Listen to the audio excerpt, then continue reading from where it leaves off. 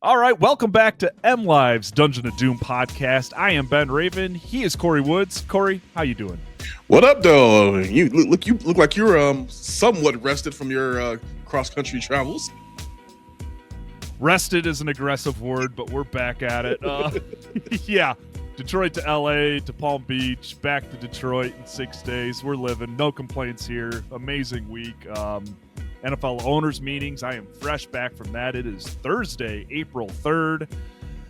And man, yeah, decent amount to talk about today. But most importantly, shout out to Corey for landing an awesome guest for today's podcast while I was jet setting. Man, yeah, we got ESPN's Jordan Reid joining us later in the hour. Listen to me, the old radio host.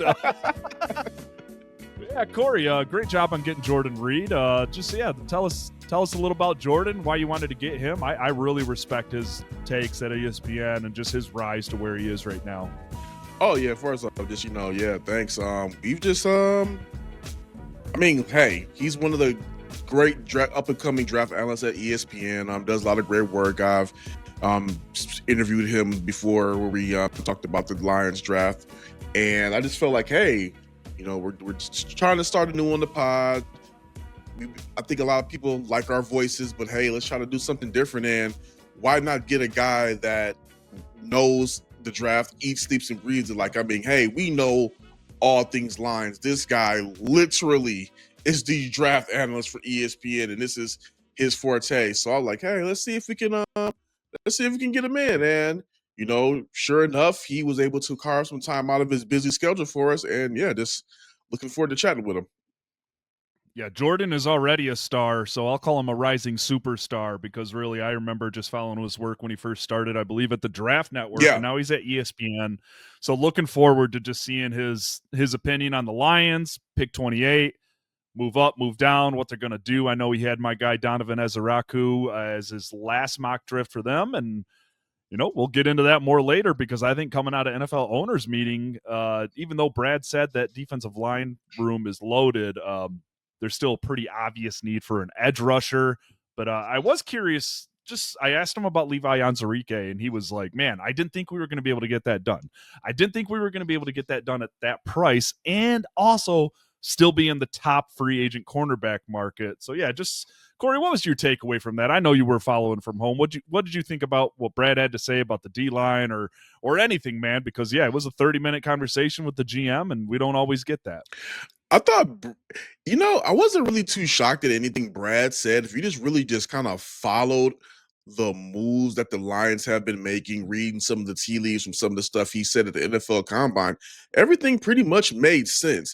And the one thing I will say that from everything that he talked about, I'm glad that we got the full clarity on the Zadarius Smith release out of the horse's mouth. Like, we all had our own thoughts and opinions on why it may have happened, and we thought it was pretty much financial reasons. He went ahead and just went out and said, yes, it was because of finance. So that was the one thing I took away from it. And also just seems like Brad is just trying to build this team really smart for the future and not have them in any type of fiscal calamity moving forward. So just to be able to have a guy that already has his pulse on the team's future while still trying to keep their Super Bowl window open. I mean, it may not be the way that some fans would have liked it. I mean, I even like the fact that he was realistic and said it himself. Like, yeah, if I was in the fan's shoes, I'd be like, hey, go sign this guy, go sign this guy. But the reality of it, that's not his job. I mean, he can be a fan of the game, but right now he has a job to do. And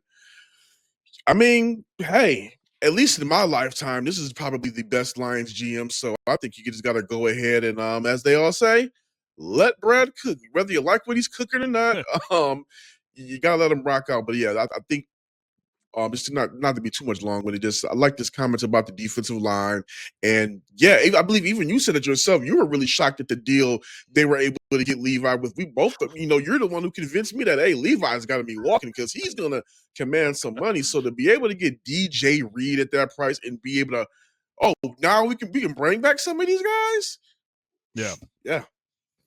Exactly. I mean, Brad even straight up said they tried extending Levi in November. So that means they were trying to extend him in November along with working on that McNeil extension. And the fact that the deal didn't get done and then it comes back getting done at like 1 year, 5.5 million, and you're able to get a starting cornerback, man, on a 3-year deal at 16 mil per. Just good stuff, man. And yeah, like you said on Za'Darius, I am curious to see how that goes. I said this on the Locked On Lions podcast yesterday, fresh off the plane, that like I was at 10% chance he might return, and then he posted the photo with Cash Doll, and I went back up to 20%. And we'll just see what happens there. I think Za'Darius would be wise to wait until after the draft before he really starts, because, like, man, he's a vet. He's a proven vet. He's a proven guy that wants to play. But I would imagine at this stage of his career, he wants to play for a team that's playing for the playoffs. So we'll see what they can do there. But yeah, I mean, Brad was just real about it. He's like, there's 6 or 7 possible extensions coming.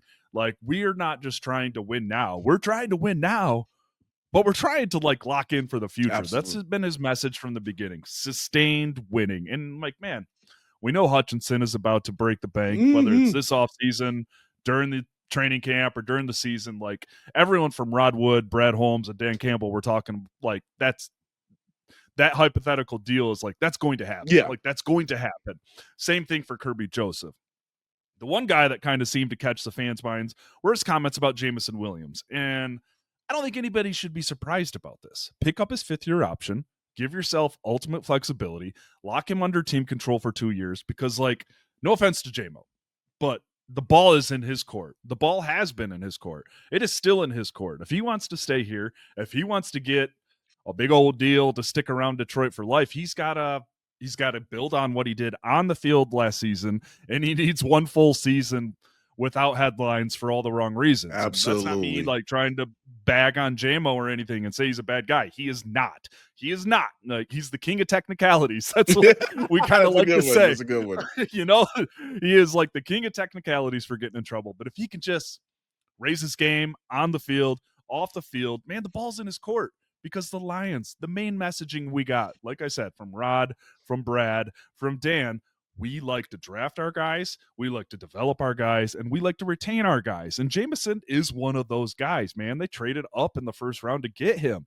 So the ball's in his court. What did you think about the JMO comments? Because I was seeing a million Google headlines of, you won't believe what the Detroit Lions said about Jamison Williams. And I was like, really? I do believe it. I take the Jamison Williams comments the same way you took the Derek Barnes and Kelvin Shepard thing. We've heard it out of Dan's mouth. Jamison Williams is his guy. He loves him to death, and you trade, you make the move during the draft to be in position to trade and get that guy, be able to get that guy. Then on top of it, you stick by him through all of these situations, whether it's some of his own fault or not. You stick by him through all these situations. And last year was a season where you're able to see where if he's able to at least play a majority of the year, what type of threat he can be in the offense. So I think right now, by him, I believe they think that he's bought into the team and everything that and the whole culture. You don't want to pull the plug on that just yet, because you're going to have to go out and draft another Jamison Williams. Why not just keep the one that you already have and just try to exhaust that relationship until you can't anymore, or you got to go ahead and re-up it? And I think it's a very smart move. And another thing about this too is, you're not going to get too many, regardless of whether it happens on and off the field. You're not going to get too many guys like Jamo that really comes to a city he's not a native from and embrace it the way that he has. So I think that's a guy that you want to keep around. That I know, I agree. I agree, because I don't know if we've said it on the podcast. I know we've said it to each other, but Jamison Williams is like the rare star level player to embrace Detroit. And I'm not talking about the name in front of the team name. I'm talking about the city of Detroit. There's just not many guys who have acted and treated the city and the people of the city and connected with the people of the city the way he has. That freaking matters, man. Like that. Like when this team is raising season ticket prices and talking and defending about how expensive prices are, they kind of sound like they're ignoring the normal person, if you will. I thought that was a little tone deaf from the team this past week. I'll be real about that. You are in Detroit. Not everyone can afford $300 tickets, whether resale market or through you. Not everybody can afford thousands of dollars in season tickets.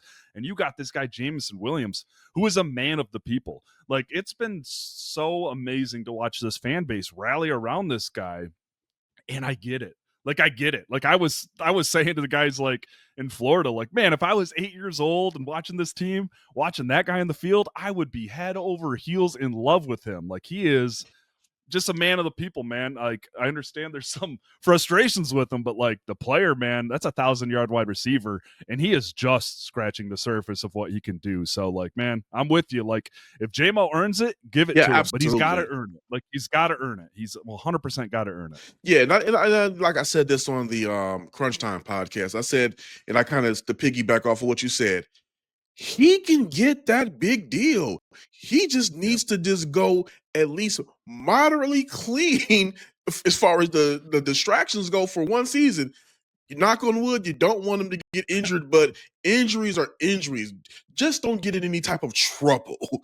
Show that you can be a model citizen and keep your nose clean. I understand, you're young, there might be some maturity concerns. Hey, we're not going to beat you over the head about that, because who was really perfect in their early 20s, especially getting that kind of money that he's making. But just try to keep your nose clean as much as possible, and I think that he'll be all right. But yeah, just like we said, you really get a guy that, some of these athletes, they may come in, they'll be out in the Birminghams and Ann Arbors, and nothing is wrong with that. But, Nope. There's rarely times you see guys embrace the inner cities, going to Coney Island, going to the high school football games, not just the championships, and just cheering on the kids and offering advice and just being a man to the people and connecting with everybody in the inner city communities. That's pretty rare, and that's something that you got to keep in tow. Because again, like you said, with raising the ticket prices, you got to at least have a guy. It's good to at least have a guy that's connecting with the people you're asking to spend this excess money for. Because in the inner city of Detroit, people barely make $30,000-$40,000.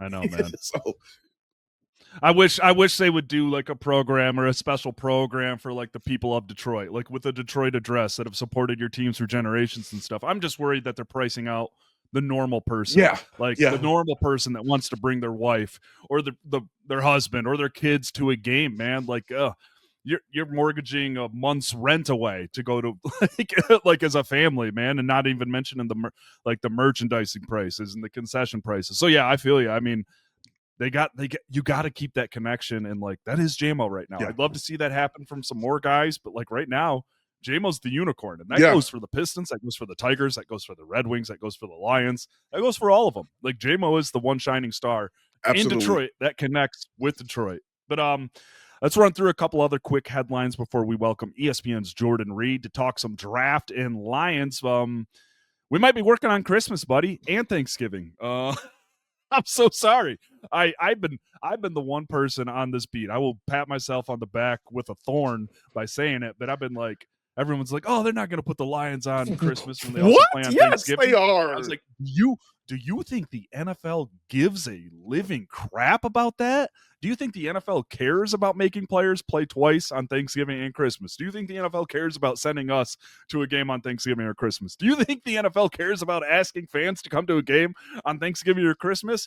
No. The Lions are the darlings of TV ratings. They're selling out buildings at home and on the road. They do not give a crap. Yeah, it doesn't. It also doesn't help that the Lions players also said they would embrace it as well. So, exactly. I mean, it just makes the most sense. I mean, you have one of the hottest NFL teams out right now. Great comeback story. NFL has seen they can make money hand over fist with Detroit. Yeah, why not go ahead and put the Lions on Christmas Day? It just makes business sense right now. Yeah, and the fact that the Lions have the first place schedule and a ton of enticing games and stuff like that, I mean, that's only powering Yeah. that. Sounds like an international game is coming in 2026. That shouldn't surprise anybody. It's been a decade. Everyone Mhm. thought it was going to come this year, but next year they have the extra home game. And it just makes sense. They got 5 international markets now. They Mhm. added Brazil to the Bavarian countries and Canada. I Mhm. mean, even Rod Wood said it makes a lot of sense for us to be playing in Germany with the St. Brown camps over there, the St. Brown popularity over there. And yeah, man. Yeah, exactly. I mean, so we might be going to Germany in 2026. That's cool. I've never been We'll that see what far. I've, happens I've there. never been that far, but please, to the powers that be, let me go on that trip too. Yeah, put it out there. Put it into the Put it in universe. the That's right. universe. Excuse me. The one last thing we'll touch on before Jordan Reid is just kind of the offensive line talk. Zeitler just got a deal that was too big to come back. It sounded like it was kind of like the Zadarius Smith thing. Like, man, we couldn't do that. Like, we just couldn't do that. Zeitler got nearly 10 million from the Titans, and it still sounds like the Lions are interested in adding a veteran presence to the offensive line, and that makes a ton of sense. They brought back Awashika, they got Glasgow, they got Mahogany. Glasgow had a rough end of the season, but was banged up. They love him as a backup center option too. Mahogany was a 6th-round pick who started in 2 games. I understand he looked great and played the way they want to play, but that's a lot to bank on. I mean, it just is. Absolutely, I believe in him. absolutely. Yeah, I mean, Like, you know what I mean? Yeah. So I kind of expect them to add a veteran. I would not be surprised to see a 3rd, 4th, or 5th-round pick on an offensive lineman. mhm. I don't think, just looking at Brad Holmes in the NFL and his track record, have not been a ton of 1st-round picks on the offensive line made, especially interior offensive line, I should say. And I think he'll follow that track. I do think there's some belief in Mahogany and a bounce back from Glasgow. But hey, what have I been saying on this podcast for 6 months? Move Manu to guard. You did. Connect You him up in have. those talks too. I want to see it happen, man. What was your take on the guard situation? And then we will welcome ESPN's Jordan Reid to the show. You have a better read on this guard situation than I do, honestly. But the one thing I will say is that I do agree that Mahogany played well in the spots that he did last year, but the the way that I was looking at things was always to have Zeitler come back for at least one more year, just so Mahogany doesn't have to get thrown into the fire because he's played some time, but now you're still gonna be throwing this guy into the fire of a team with a Super Bowl window, and you're gonna Yeah. be asking him to take on a lot of responsibility and pretty much learn on the fly. So that was just my real concern about it. There were a couple of guys out there that I thought they would have had grabbed, before they went and before they went and got another edge rush. I'm like, okay, Zeitler's gone. You're about to go replace him with the same quickness you replaced Carlton Davis, correct? Right. No, they didn't. So I'm curious to see where they will go right now. As far as the free agent market, probably something we'll see after the draft plays out. Yeah, I think that'll be like a Zadarius Smith type of Yeah, situation too. Like all eyes on Will Hernandez. I would just say, big nasty dude off an ACL injury. You might be able to work out a pretty team friendly deal, yeah. 1-year deal. Just get another body in that room that's got starts, that's mean, that's nasty, and all that. But hey, that's the first part of our podcast. We will welcome ESPN's Jordan Reid, a superstar in the draft community, up next on the Dungeon of Doom. All right, welcome back to MLive's Dungeon of Doom podcast. We are now joined by ESPN's Jordan Reid. We appreciate his time. Shout out to Corey for landing this great guest. Jordan, how you doing? And welcome to the program. I'm good. I appreciate you guys for having me. It's always a pleasure being on here. Absolutely. Jordan, when you look at a team like the Detroit Lions, 15 wins, back-to-back division titles, do they have a clear and obvious need? Like everybody here in Detroit is edge rusher, edge rusher, edge rusher, and maybe another edge rusher. Where do you stand when it comes to this team? Yeah, I mean, I'm right there with everybody. I think a lot of people are going to be disappointed if they don't come out of the first 2 nights of the draft with some form of defensive lineman, just because, they've been patchworking it a little bit as far as trying to find that guy opposite of Aiden Hutchinson. But now you have Hutchinson coming off of a big time injury and then not really much after that. So I think defensive end definitely is the clear and far away top need in this year's draft for the Lions. But I mean, there's a lot of different other ways that they could go to. But I think Brad Holmes has really earned that honor and respect of no matter what way they go to really trust him, just based off what he has done in years past. Now, currently the Lions stand pat at 28. Do you see them kind of moving up to take anybody, or kind of moving back to the second round and getting a couple of picks? Because I mean, this is a draft that has a lot of talent at the edge rusher position. So where do you see them standing as far as how you given what you just said about how Brad moves? Well, I think the fun part for Detroit, especially in previous drafts, is that it's very unpredictable. But Brad has done a good job of staying coy as far as what he's going to do. We've seen him trade back, we've seen him trade up in multiple rounds. So I think that's the fun part outside of the wait for pick number 28 for you guys in round one of the draft, just because it's going to be a bit of a long night as far as the wait for you guys. So I think you would enjoy Yeah. if they do end up trading up. But I think with Brad, it's really hard to predict as far as what they're going to do, just because they have such an unpredictable draft board. I always have troubles, and I'm a big trend studier as far as what teams like to do in previous drafts or previous regimes. But Brad Holmes is just one guy that's extremely hard to figure out. But that's the fun part of it. That's the fun part of all of this, and that's going to be the intriguing part for you guys in round one. I was going to say, we both been on this beat for a while, and it's like, okay, Brad, you keep me guessing, man. you 100% keep me guessing. All right, running back, linebacker, let's go. But no, the one thing I wanted to ask about, because Brad has really avoided like being like, all right, this receiver class is deep, this running back class is deep.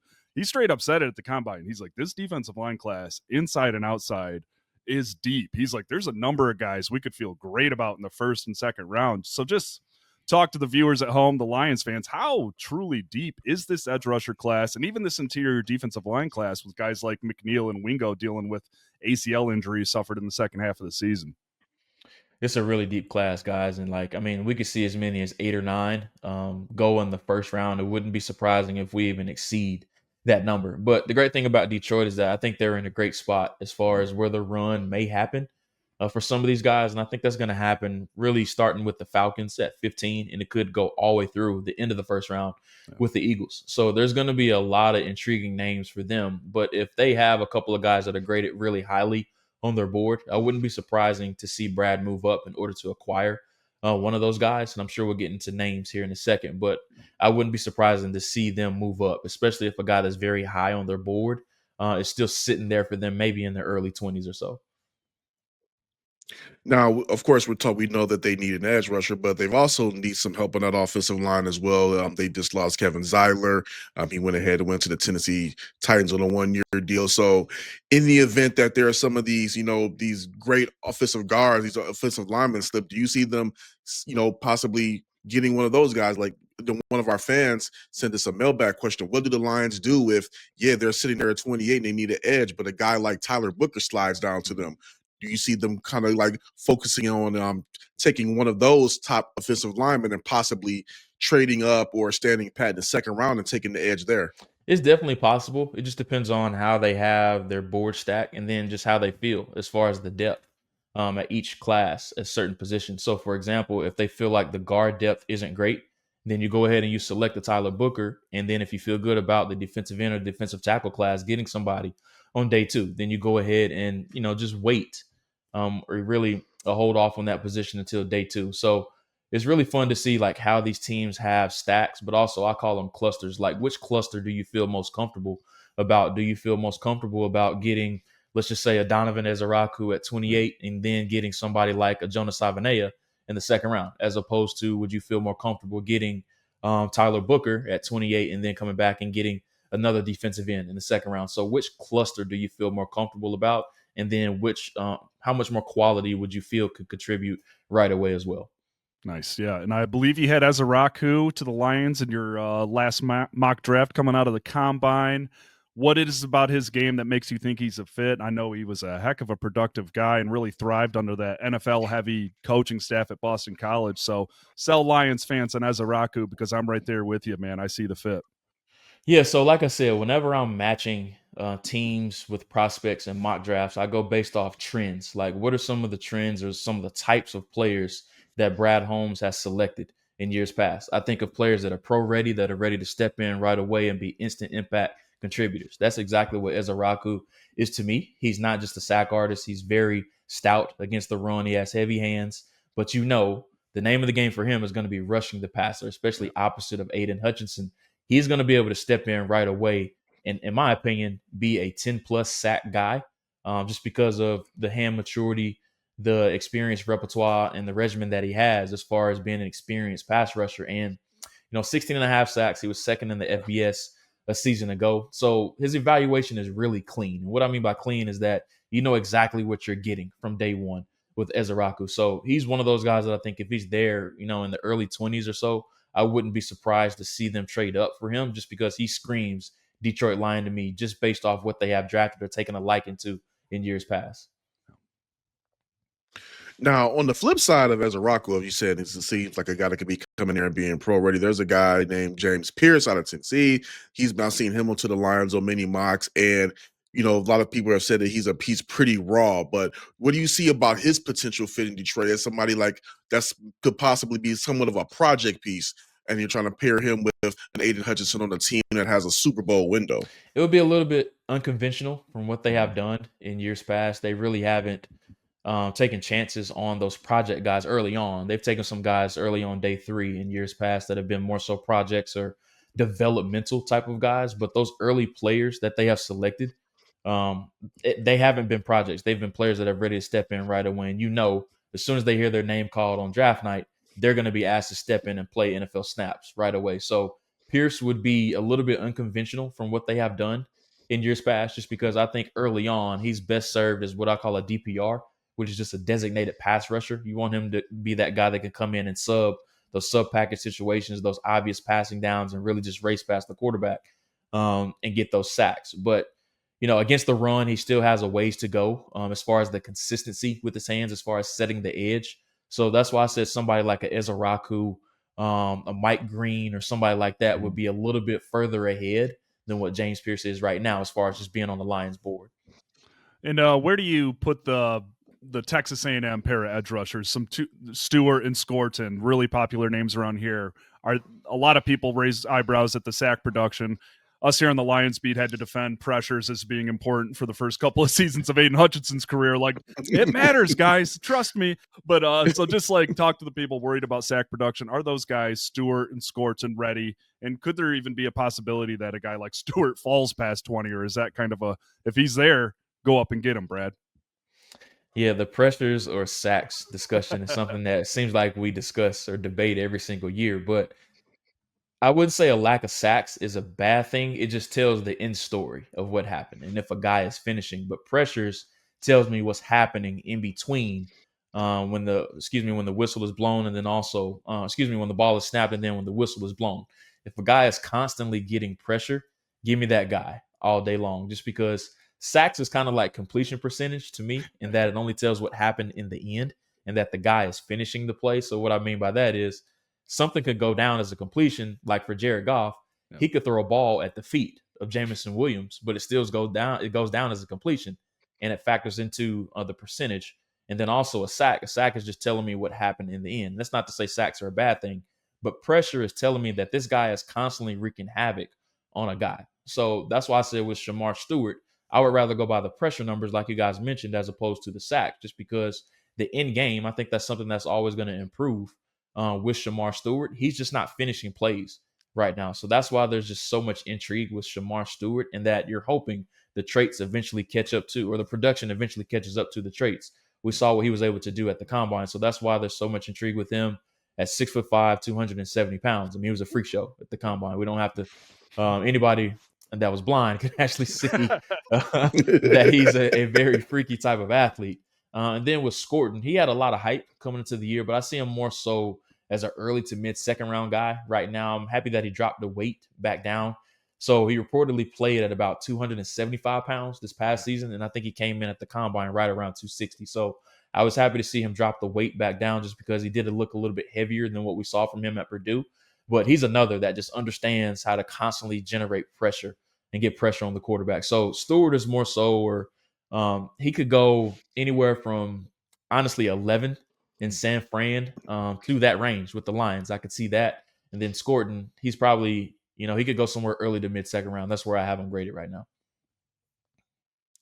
Just off of you knowing and knowing the board and what these teams need, are you able to speak to Lions fans for a second? Are you able to see a scenario where they would not where they cannot freak out if the Lions do not go edge rusher? Like, do you see somebody on your board where it's like, if the Lions don't go edge, okay, you can sell them taking this guy for what they need? Yeah, so I'm actually working on my 7-round mock draft that's coming out April 21st. So Detroit was actually the team that I actually just finished up. So one player that also just screams Detroit Lion to me is Gray Zabel out of North Dakota State. They have a huge need at guard right now. And we talk about guys, we've said it multiple times, that could come in and play right away. He has experience at tackle. He's played guard. I've even projected him as a center. We've seen the injury concerns that Frank Ragnow has had in previous seasons. And that's not to say he's going to start over Ragnow. I'm not saying that, Detroit Lions fans, don't freak out. I'm just saying with the hole at guard that they have right now, you plug and play him at that guard spot. And then eventually you have your succession plan already on the roster at center if Ragnow, if the injuries just continue to pile up, or if he just miraculously retires or something like that. Not saying that's going to happen, but just speaking hypothetically, you already have that guy in the building that's played all 5 positions already. And then what I love about the process is that you get to see guys that just constantly check boxes throughout it. And Zabel has done that. And the big question about him was, how would he answer against the bump up in competition at the Senior Bowl? I thought he was the best player of any position at the Senior Bowl. It doesn't matter, guard, center, corner, receiver, quarterback, regardless of position. I thought he was the best of any. So he just screams another one that just screams Detroit Lion to me, just because of his ability to step in and play right away. He's been really reliable. He's taken snaps at all 5 spots as well. And then whenever you have that versatility, especially as an interior guy, that's just more feathers in your cap. Yeah, the Lions love that versatility, and I definitely walked away from Zabel at the combine thinking, yeah, that's a Lion. They just kept asking him, what position you play? What are they talking about? Guard, tackle. He said offensive line, offensive line, offensive line, and got a little cute with it. But last one with me, I just got back from the NFL owners meetings. The Jameson Williams deal here with the Lions is getting a little interesting. 5th-year option coming up. Brad just kept saying that's an expensive position. That's an expensive position. And just with the last couple of years of Williams hitting on his big play potential this last season, but still some off the field headlines. Are there any receivers that kind of fit? I know there's not Jameson Williams growing on trees or walking around the street or anything, but there are any receivers like that they could keep an eye on, maybe 1st, 2nd, 3rd round, that would kind of fit that big play mold that they could kind of grow and develop here? Yeah, so one name I'll give you, and he'll probably end up, I have him graded, just looking at my board, I have him as a 4th-round grade right now. His name is Dante Thornton Jr. out of Tennessee. He's a big play receiver. The stats aren't gaudy or anything like that, but he's a name that I definitely would remember if I'm Lions fans, just because we've seen them, once again, take some onus on, or take risk on, those developmental guys that maybe you're not going to get a bunch out of in year 1 or year 2, but during that back half of their rookie contract, this guy could turn into, somebody that's 3rd or even 4th on the depth chart. So Dante Thornton, he's that speed guy down the field. He ran 4.3 at the combine. And like I said, in that Tennessee offense, those guys are running vertically. They're running vertically basically every play. So he's able to show off his speed at all times. So once again, if Jameson Williams does get expensive and he somehow is not re-signed by the team going into year 3, you have a guy like Thornton who's going to be really cheap that can step in. Not saying he's going to be Jameson Williams, but as far as that deep down the field dynamic, he's definitely going to be able to give you that. And last one for me, Jordan. Once again, thank you for taking time to speak with us. The Lions have talked about, looking at the future. Brad Holmes talked about it as well, as far as his salary cap goes. At some point, they're going to have to make some decisions about Brian Branch and Kirby Joseph. One guy that I've talked to at the combine that, again, screams Detroit Lion is Alabama's Malachi Moore. Do you have any safeties on your board or somebody like him that you can see Detroit taking in the later rounds, just to potentially prepare for the exit of somebody maybe like Joseph or Branch? I believe probably will be more than likely Joseph could be the odd man out, but do you have any safeties that you're looking at for the Lions? That's a great call out. And I actually got back from Alabama's pro day a couple of weeks ago, and Malachi didn't do much of anything. He actually tested a couple of days ago for scouts on April 1st. Had a really good pro day, but he's kind of been the forgotten man in this safety class. There hasn't been a bunch of buzz about him at all, but he had the outburst, I believe it was against Vanderbilt, of where you just seeing him throw his mouthpiece everywhere, and he's just having like a big fit, like a toddler out there. And he got a lot of criticism for that, but I love that about him.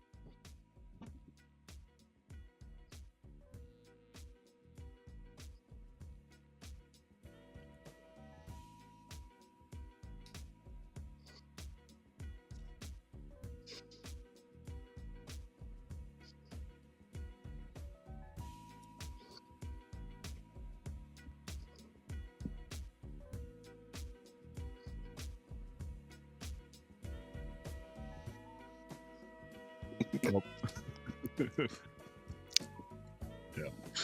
Yeah.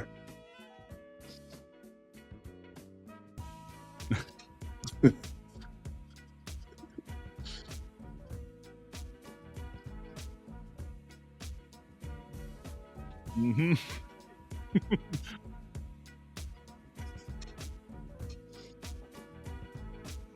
Yeah, the bill is coming due.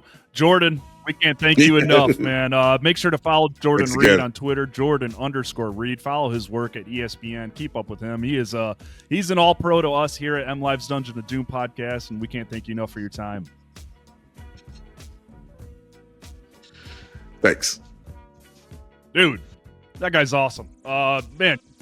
Yeah, that was giving good. Us deep names, first round names, second round names. I mean, that I got a lot of respect for Jordan Reid. That was a great get, Corey. Nice way for me to come home and be able to hop on an interview like that for you. Now I appreciate you, man. That was fantastic. Make sure you follow Jordan's work. Make sure you follow Jordan Reid on all socials. Jordan_Reid. I believe he said he's got a mock draft coming out. 7 rounds here in the next couple of weeks, but great insights right there, man. But that is where we'll leave it, man. Any final thoughts from you, Corey?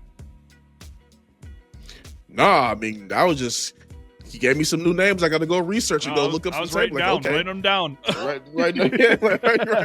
All right, guys, thank you for listening. We will be back next week. We'll probably dip into the mailbag stuff here again. We're coming pretty quick up on the NFL draft. It is sneaking around that corner, man. It's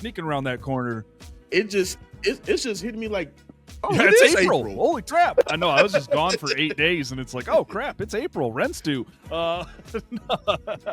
But no, we are. Make sure to get your emails in, voice memos. Try to keep them at about 30 seconds or less. Send your questions.